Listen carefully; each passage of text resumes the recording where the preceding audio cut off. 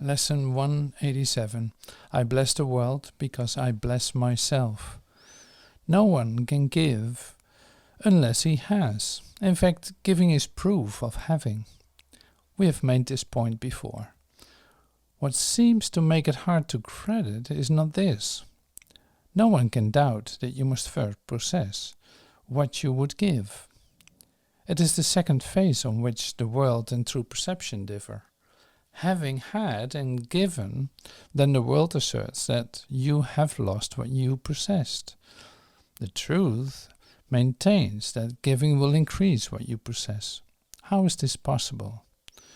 For it is sure that if you give a finite thing away, your body's eyes will not perceive it yours. Yet we have learned that things but represent the thoughts which make them. And you do not lack for proof that when you give ideas away, you strengthen them in your own mind. Perhaps the form in which the thought seems to appear is changed in giving. Yet it must return to him who gives. Nor can the form it takes be less acceptable, it must be more. Ideas must first belong to you before you give them away. If you are to save the world, you must first accept salvation for yourself. But you will not believe that this is done until you see the miracles it brings to everyone you look upon. Herein is the idea of giving clarified and given meaning. Now you can perceive that by your giving is your store increased. Protect all things you value by the act of giving them away, and you are sure that you will never lose them. What you thought you did not have is thereby proven yours.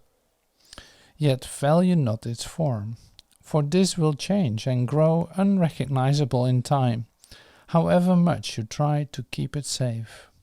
No form endures. It is the thought behind the form of things that lives unchangeable. Give gladly. You can only gain thereby. The thought remains and grows in strength as it is reinforced by giving. Thoughts extend as they are shared, for they cannot be lost.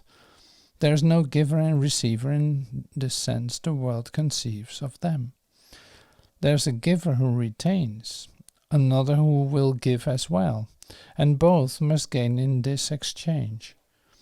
For each will have the thought in form most helpful to him.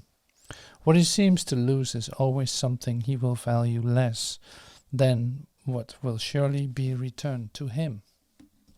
Never forget you give but to yourself. Who understands what giving means must laugh at the idea of sacrifice. Nor can he fail to recognize the many forms which sacrifice may take.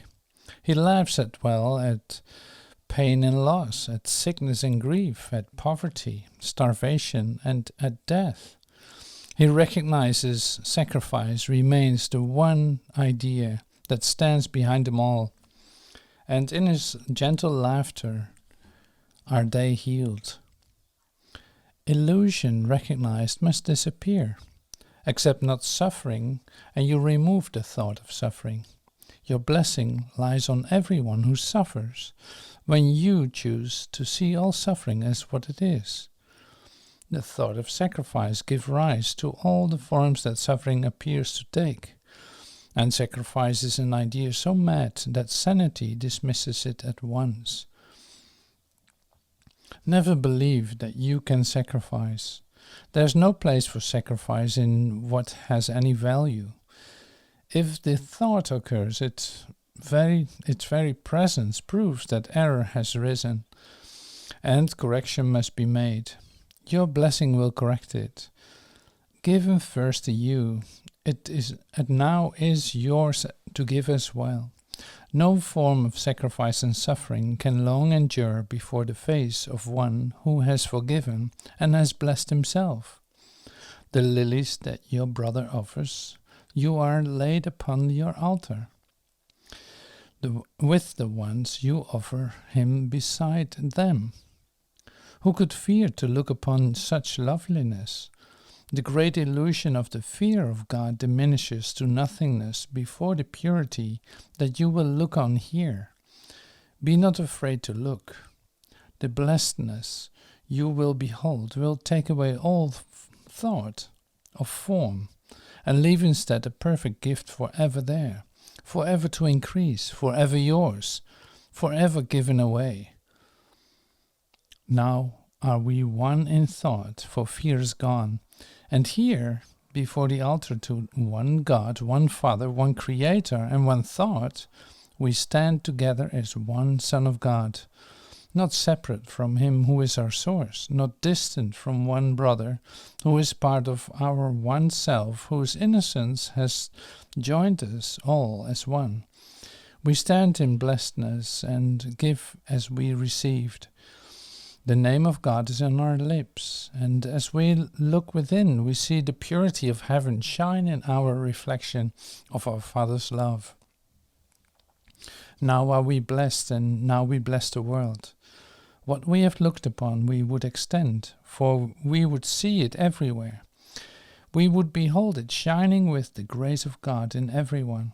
We would not have it be withheld from anything we look upon. And to ensure this holy sight is ours, we offer it to everything we see. For where we see it, it will be returned to us in form of lilies we can lay upon our altar, making it a home for innocence itself, who dwells in us and offers us His holiness as ours.